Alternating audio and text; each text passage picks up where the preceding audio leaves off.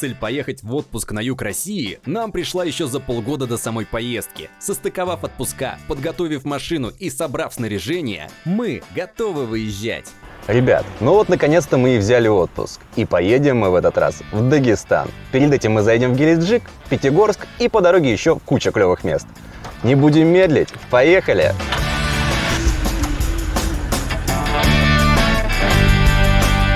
Как проходили сборы? Честно, очень быстро, но при этом и очень долго, я бы так сказал. Что было самое тяжелое? Самое тяжелое это было собрать всю эту видеотехнику. У меня тут дорога, я как бы на самом деле еще не настолько профессиональный водитель, чтобы говорить на камеру и одновременно вести. Да? Да, это тяжеловато, я вам скажу. Первые сутки нам предстояло проехать 1500 километров. Для комфортной и спокойной езды мы проложили путь по платным участкам трассы. Первые 500 километров пронеслись очень быстро. Мы перекусили на заправке, и Артем сменил меня за рулем. На такие большие расстояния очень удобно ездить двумя водителями. Если один отдыхает, в идеале спит и набирается сил, второй ведет, пока не устанет следить за дорогой. За этот перегон мы сменили 3 раза друг друга.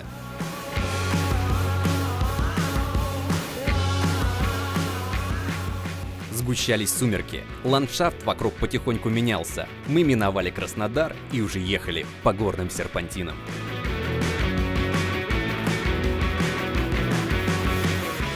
И вот она, заветная надпись «Геленджик». Мы добрались до Геленджика. Дорога была, я не скажу, что сложная. Заняла она у нас порядка 18 дня. Мы выехали в 3 ночи и приехали к 11 вечера. Ну, чуть раньше даже. Ну да, то есть такой вот длительный период. Хотя навигатор изначально писал 16 часов, но это неправда. За 20 часов, короче, доехали. За 20, да, примерно за 20 часов. Ну, это с установками, с отдыхом, получается. Горы мы, к сожалению, не увидели, Заправка. потому что было Ладно. темновато. Ну и в целом мы устали, на самом деле. Я думаю, да. Сейчас сходим на море, подышим свежим морским бризом.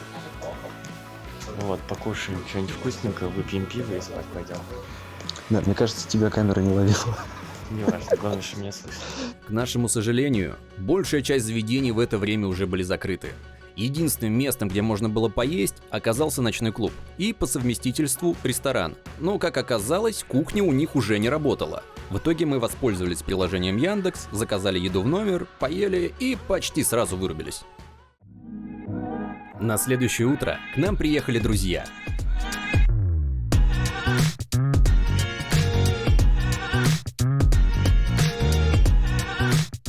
Позавтракав, мы еще раз прогулялись по набережной и поехали смотреть город с его окрестностями.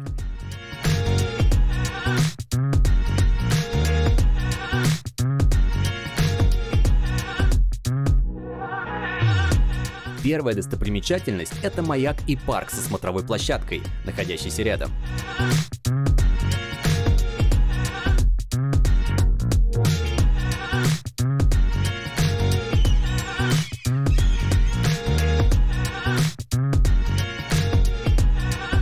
Дальше мы отправились смотреть сухогруз Рио, севший на мель.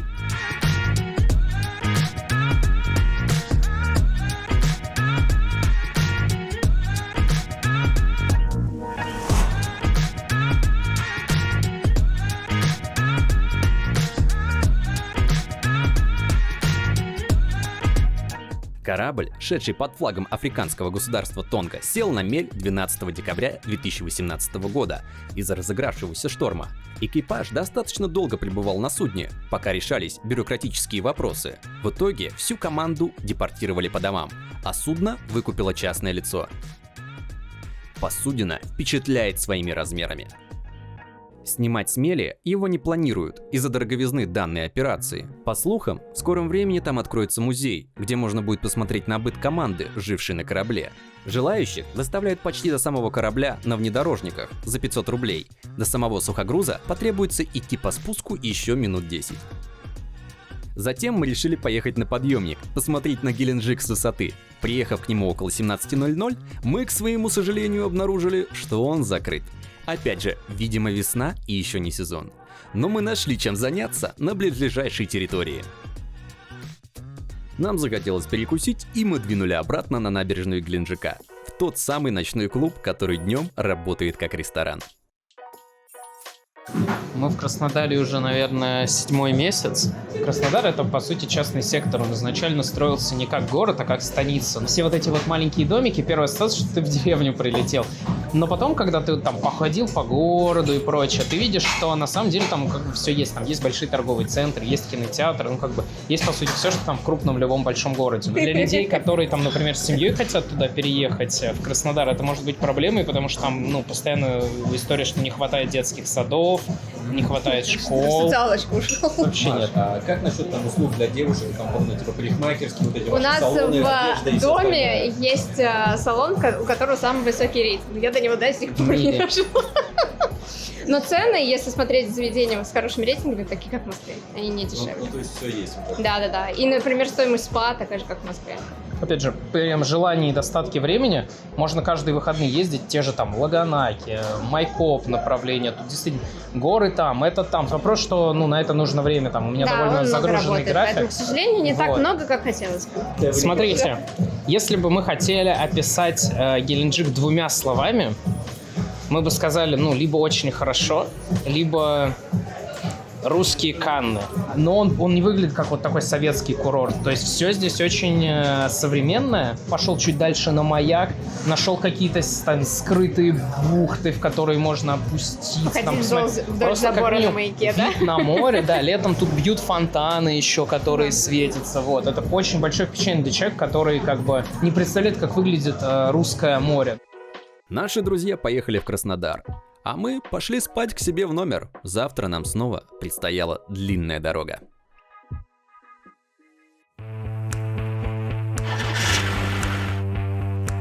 По наставлению Макса и Маши мы заехали в Горячий Ключ по дороге в Краснодар. Горячий ключ — это между Краснодаром и Геленджиком. То есть, если Час вы езды едете от из Краснодара, Краснодара. ну меньше даже. Не, мне Вот, кажется, вы сейчас. будете проезжать, обязательно остановитесь и зайдите в лавку пасечника, говорят.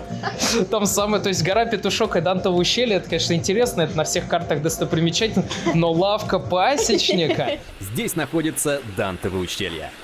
Названо оно так в честь Данте Алигьери, итальянского поэта, мыслителя и ученого эпохи Возрождения.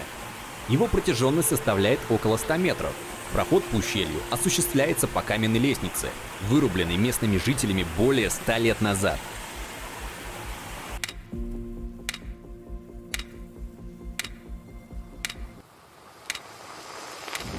Доехав до Краснодара и перекусив в кафе, мы отправились смотреть местный знаменитый парк. Машину пришлось оставить у торгового центра, а самим идти пешком. Все из-за не менее знаменитых краснодарских пробок. Парк построен исключительно на средства предпринимателя Сергея Галицкого, основателя сети «Магнит». Выглядит очень современно и стильно.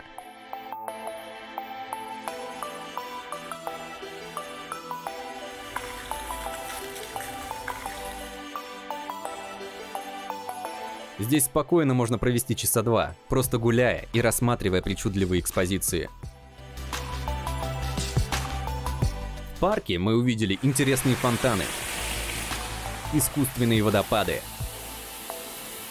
редкие растения карпов, плавающих в пруду. Всего словами не описать, ну вы просто посмотрите на это.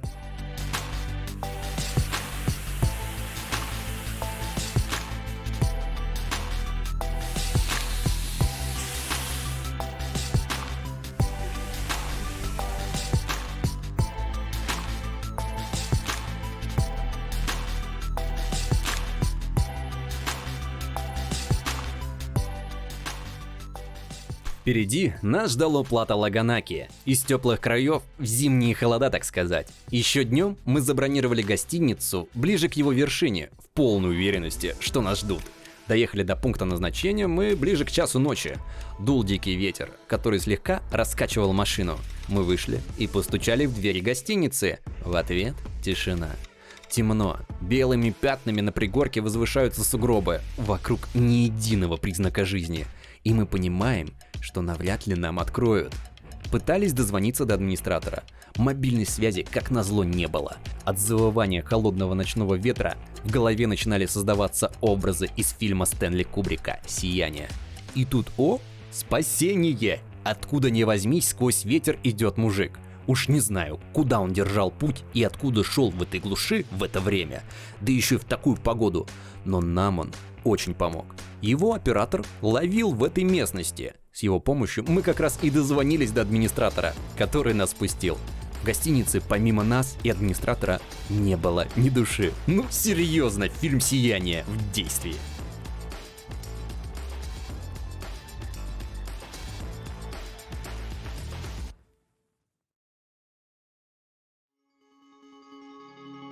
Проснувшись с утра, мы пошли наслаждаться видами Плата.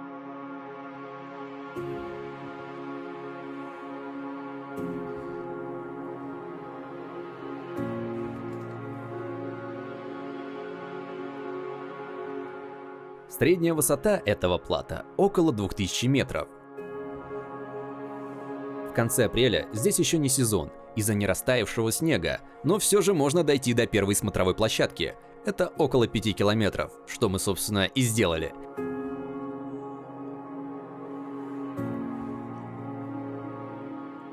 Виды оттуда открываются потрясающие. После снежных вершин мы решили спуститься туда, где потеплее, и отправились в поселок Гуамка.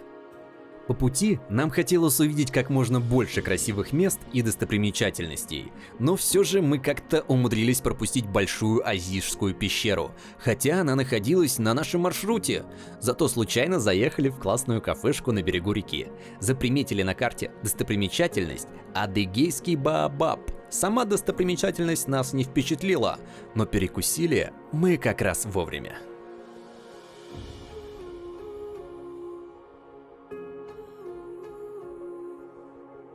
По дороге заехали на водопады ручья Руфабга. Здесь находится много различных водопадов, но самых больших и знаменитых 4. Маршрут оборудован мостиками и лесенками, что делает его достаточно простым даже для детей.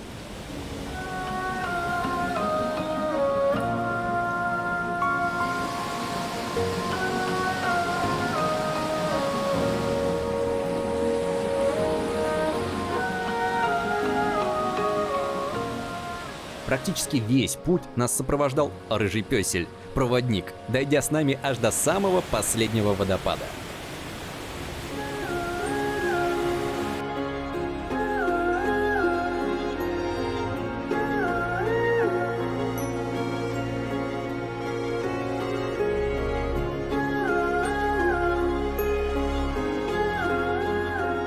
К вечеру мы доехали до ущелья Гуамки.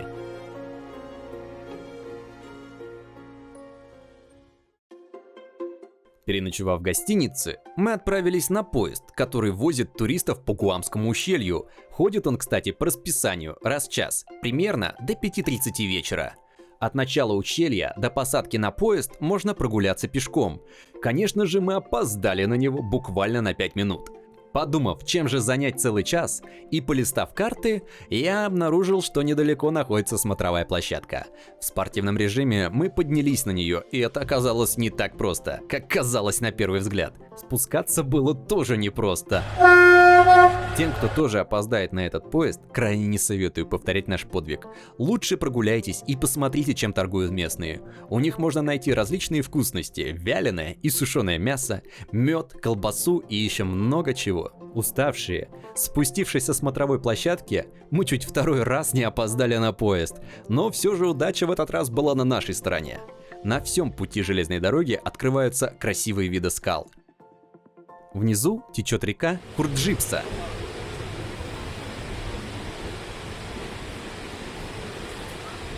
Длина ущелья составляет около 5 километров. Раньше эта дорога соединяла два близлежащих поселения между собой, но после схода лавины дорога перестала функционировать. На сегодняшний день работает только одна ее половина. Поезд довозит до станции 1707, где можно перекусить и отправиться бродить пешком дальше вглубь по ущелью.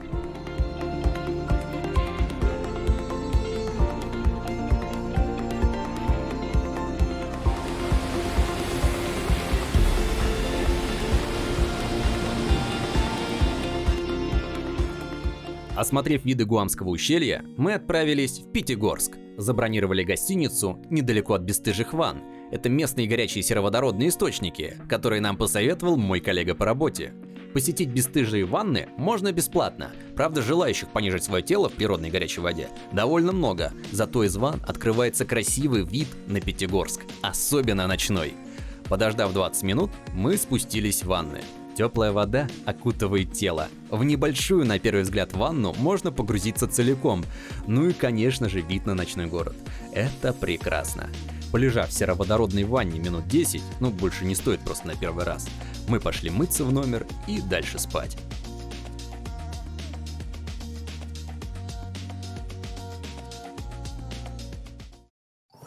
Проснувшись, мы первым делом поехали пробовать Ессентуки.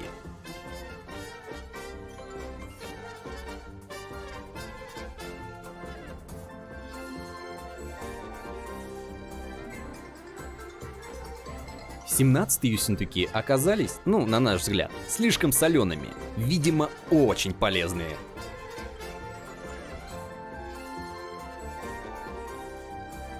Четвертые тоже не зашли.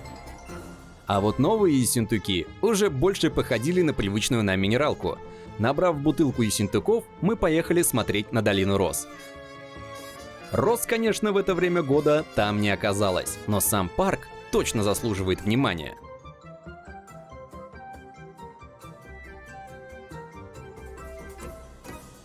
Дальше наш путь лежал к северу от Кисловодска, на Кольцо-гору, находящуюся на высоте около 900 метров. Помимо самого кольца в горе, здесь находятся гроты причудливой формы.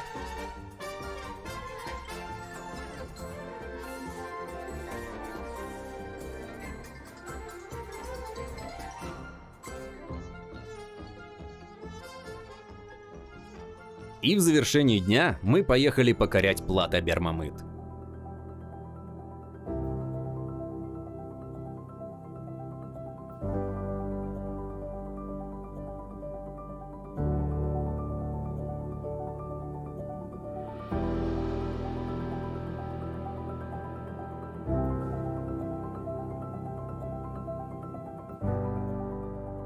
Под конец асфальтированного участка мы поняли, что передние тормоза машины перегрелись от крутого серпантина. Пришлось подождать, пока они остынут.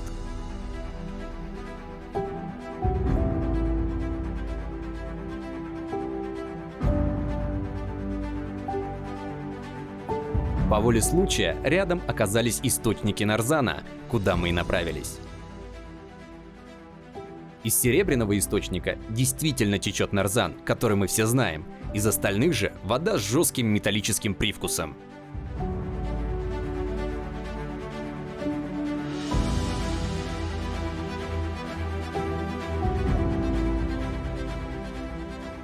Начинало темнеть. Тормоза уже охладились, и мы продолжили путь. Дальше шла только проселочная дорога.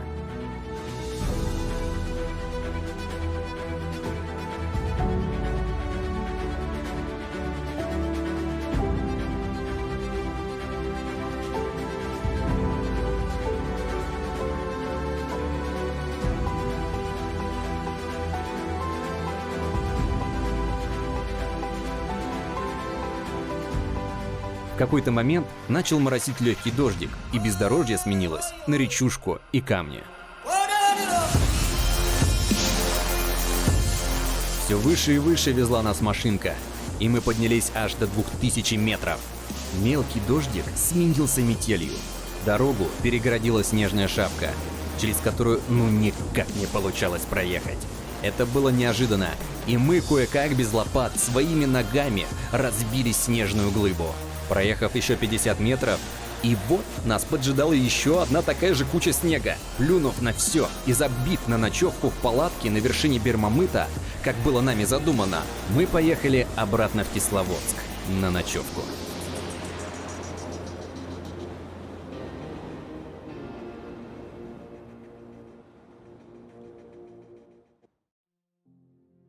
Выспавшись после ночных приключений, мы отправились покорять Эльбрус.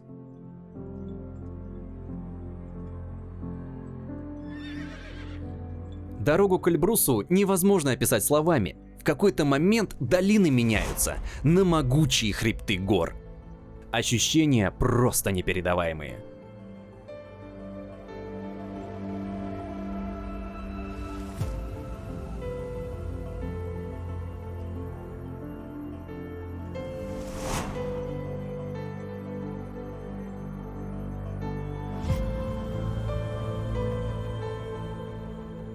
Заселившись, мы перекусили и отправились на подъемники. Но опять же, из-за того, что не сезон, вход на подъемник закрылся 16:00. А мы, подойдя к кассам без 2-4, на подъемник не попали и, мягко говоря, разочаровались. Но не пали духом и посетили местную кафешку, оставив Эльбрус на завтра.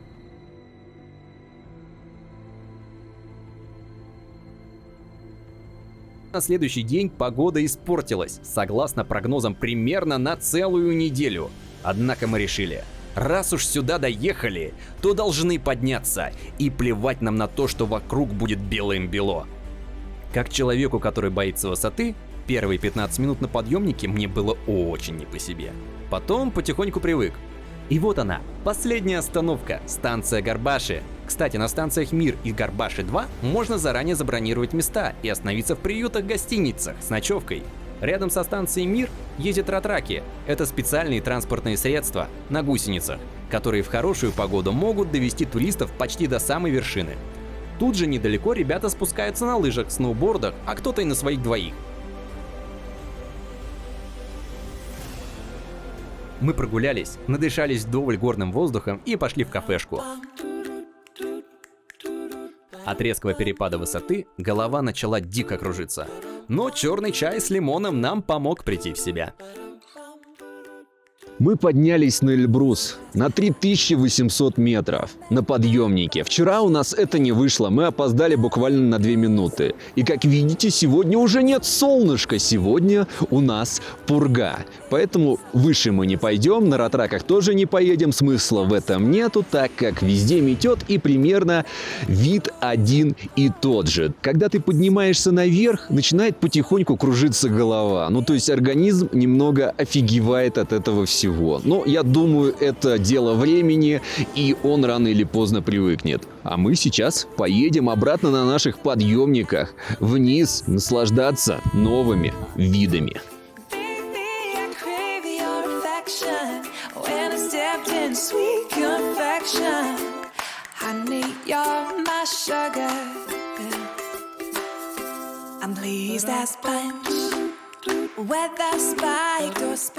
Спустившись с горы, мы угостились местными лепешками и отправились в Грозный к нашему другу и однокласснику, который специально приехал туда на месяц Рамадан соблюдать мусульманский пост.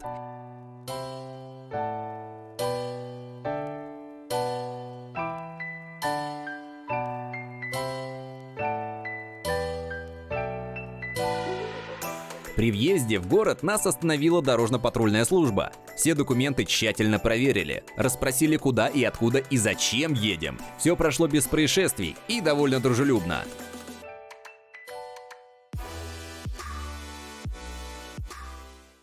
В самом городе нас встретили друзья и сразу же повезли в ресторан с национальной кухней. По дороге на светофорах и в небольших пробках, когда мы останавливались, местные ребята раздавали воду с финиками. Мы знали, что в Рамадан можно трапезничать только после захода солнца. Но вот альтруистов, готовых с тобой делиться водой и едой от души, никак не ожидали. В ресторане было все очень вкусно. Особенно запомнилось чеченское национальное блюдо баар – фаршированный бараний желудок. Всем советую попробовать. Поболтав о жизни и о приключениях, мы поехали заселяться в гостиницу, немного передохнуть после длинной дороги. Через пару часов за нами заехали ребята, и мы отправились осматривать город. Мечеть имени Ахмата Кадырова произвела на нас неподдельно сильное впечатление. Она расположена в центре Грозного, и ее неспроста называют сердцем Чечни. Это одна из крупнейших мечетей в России и в Европе. Ее площадь составляет около 5000 квадратных метров, а вместимость более 10 000 человек единовременно. На первом ярусе совершают молитву мужчины, на второй ярус им запрещено подниматься, там молятся женщины. Недалеко от мечети сияет ночными огнями Грозный-Сити. Действительно, очень современный и масштабный комплекс. Прогулявшись под небоскребами, мы пошли в сторону городского променада.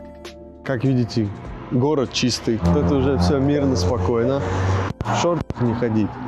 А девушкам, желательно, даже если они в штанах, что-нибудь длинное сверху одевать. Мечеть, сердце Чечни, Грозный Сити, казино Ам обязательно съездить. Мечеть в Шалях, сушеное мясо. Также там можно и с курицей, но в основном, если прям по традиции, то барш, с чесночным соусом. Это прям вот топ. И галушки. Можно спокойно ночью выйти погулять. Никто ничего не сделает. Все доброжелательные, отзывчивые, если что, помогут. Можно хоть ключи в машине оставить, никто ничего не сделает. Что удивительно, мы не увидели в городе привычных заведений быстрого питания, таких как Макдональдс, KFC и подобное. Зато есть местные аналоги, которые несложно узнать по знакомому стилю. Перекусив на сон грядущий, мы отправились в гостиницу.